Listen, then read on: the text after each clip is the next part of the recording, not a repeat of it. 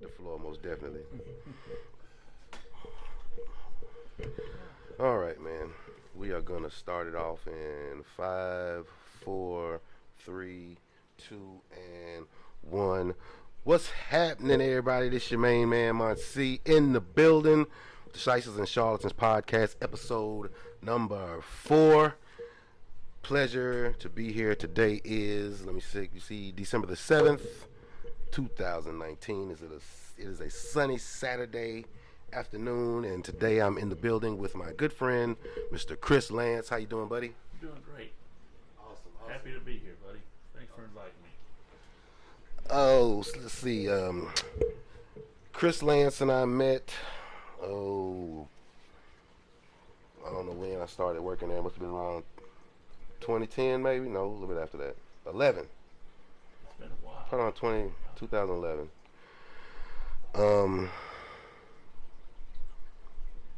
Met on the job, just two blue collar 9 to 5 guys, getting up, getting after it every day, and like a lot of people, when you walk into these places, you have no idea what you're walking into. So I met a bunch of great people there, and Chris Lance is one of them, and we have great conversations. So that's why you're here, so we always have a good time when we sit down and talk. So here we go.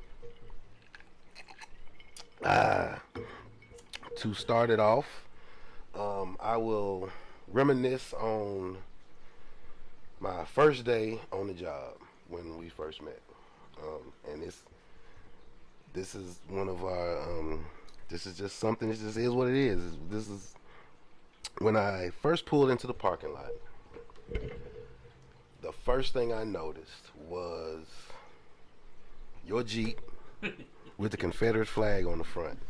It was my father's, but yeah.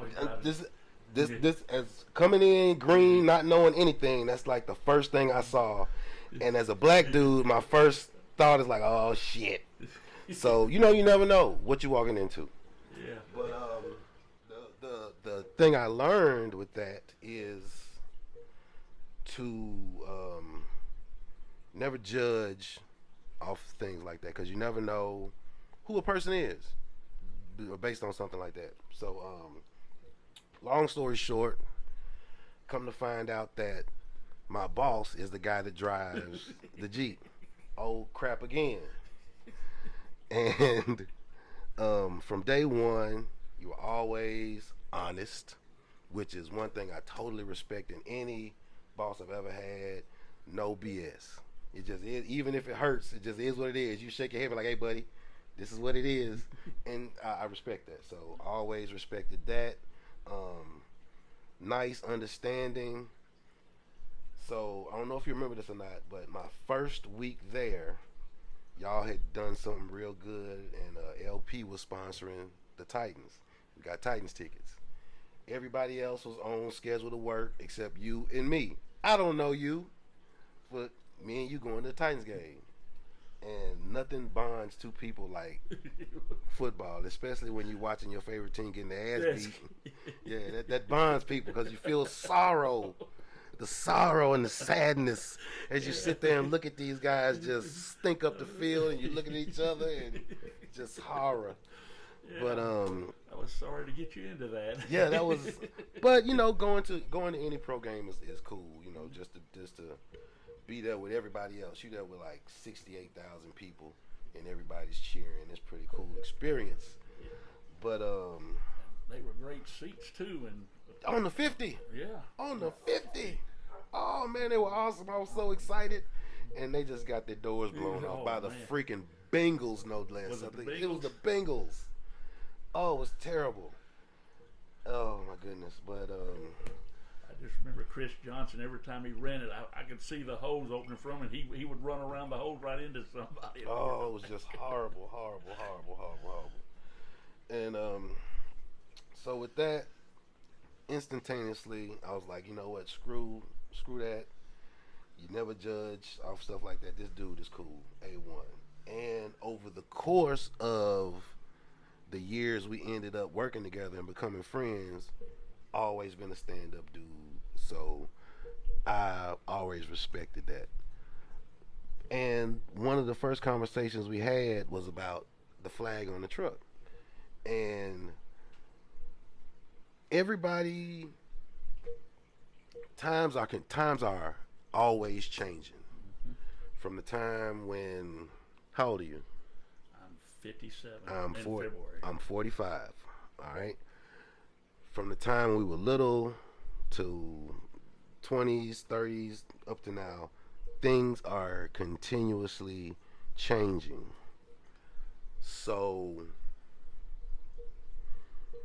the conversation about the flag that we had was cool just to have the conversation. You understand what I'm saying? Because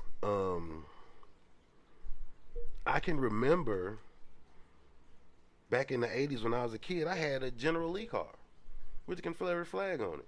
You know what I'm saying? So back then it didn't register as something that was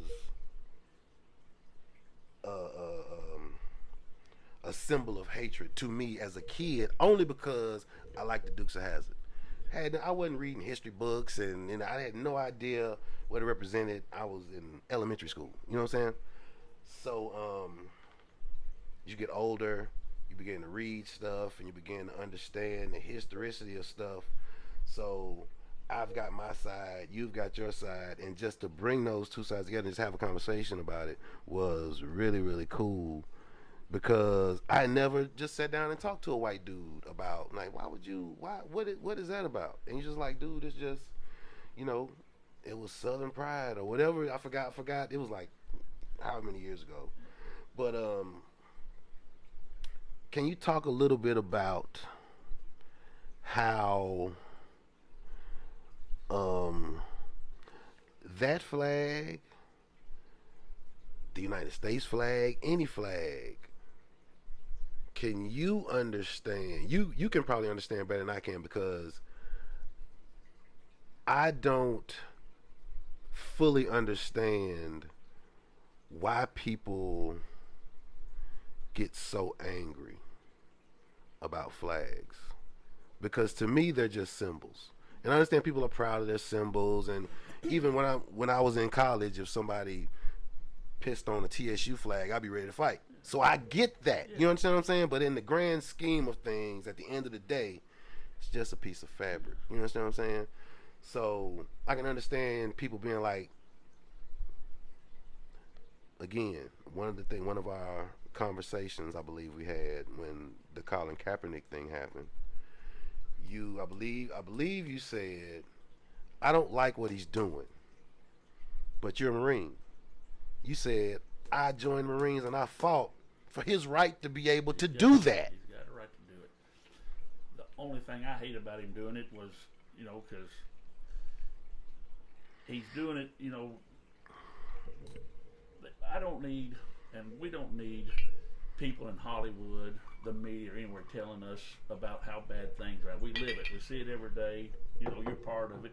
You probably see racism every day, or right. A lot of times. You don't need no one telling you that. So you live it. You don't need them getting on their high horse and telling you. And the only thing you got, or we had escapisms. Our sports, go to the movies, stuff like that. It was an escapism. Mm-hmm. I could go, forget about all the problems of, work week, however bad a week you might have had, or wanted to run around. I'm going to watch sports.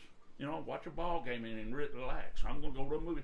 And now you can't do that because they brought politics and their beliefs into it. Right. And it's no longer an escapism for right. you. I understand. But I agree with,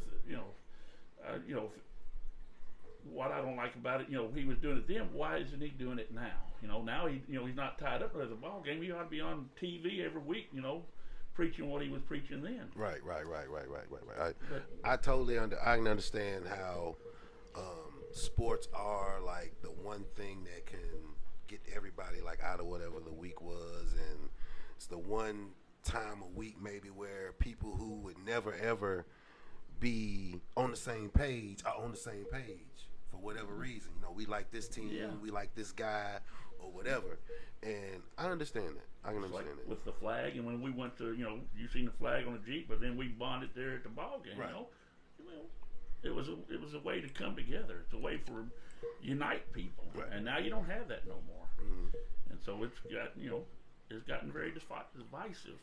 And another thing I thought, if he wants me to educate me into his belief or get me to be on his side about something, don't attack something that maybe I'm, that I like, or something that, I feel strongly about, like attacking a flag or something, If I want you, to understand my side of the story, I'm not going to attack something that you care about. I'm going to try to explain, and if I did and you get mad about it, I'm going to be, oh, wait, you're taking this the wrong way. Let me try another route. Your point is there would have been a better way to do it. But on the other hand, not saying not taking any side.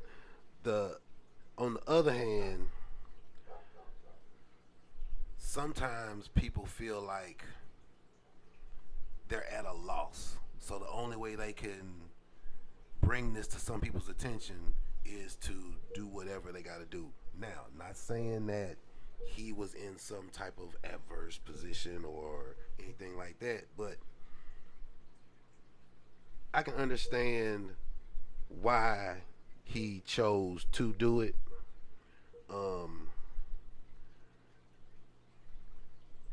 It was pretty much the same thing. Now, this is not the first time something like this has happened. I don't know if you remember this or not, but kid used to play basketball. His name used to be Chris Jackson. Now his name is Mahmoud Abdul-Rauf. Back in the NBA, this was in the 90s. They played the national anthem, and I think he didn't take a knee, he didn't sit down. I think he just prayed or something like that. He caught a little flack for that. I think he caught a lot of flack for that. Sometimes people feel like, your point where you said that people know it's racism. Not everybody knows. You're from the South. You've seen it. You've heard people say crap on both sides. I've heard crap. We live in Tennessee. I've heard some white dudes say some foul stuff. I've heard Chris Rock has a stand-up where he said the most racist people on the earth are old black men. So I've heard my uncles and great uncles tell some war stories about some horrible things, and they have, you know what I'm saying? So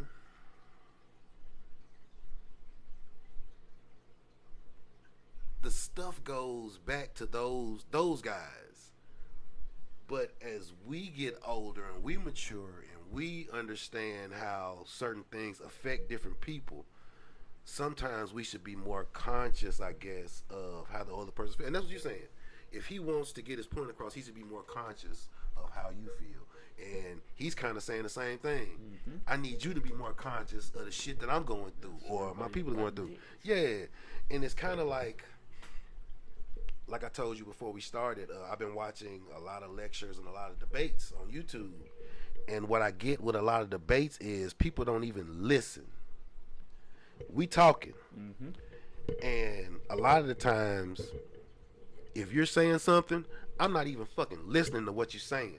I got my next shit that I'm ready to say to you. But that's not how a conversation works. You understand? You just like when you was talking, I had to process what you're saying and then respond. Mm-hmm. It doesn't make any sense to just respond, because when I watch these debates on YouTube, I'm like, one dude will finish his point and then the dude will just come back and I'll be like, he just addressed what you said. You wasn't even listening to what he just said. So I think a lot of the problems that we face is the people who can do something to change things are not really listening to each other. We just talking past each other. And that's a lot of the big problem. You don't understand right now. You may as well go and do me now, because it's over for you, you know what I mean? I'm on Benny Blanco right now. Watch yourself by the train, son, because I'm coming. Grind taxation, free the nation, brothers impatient, we won't get it now.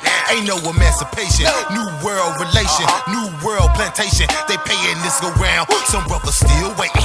Guess that's your reparations. Think you can work with that? 40 acres of blow and a coupe on a get back. Your homie hit that. How you gon' get back when they dipping in your pack? Now they got your pockets so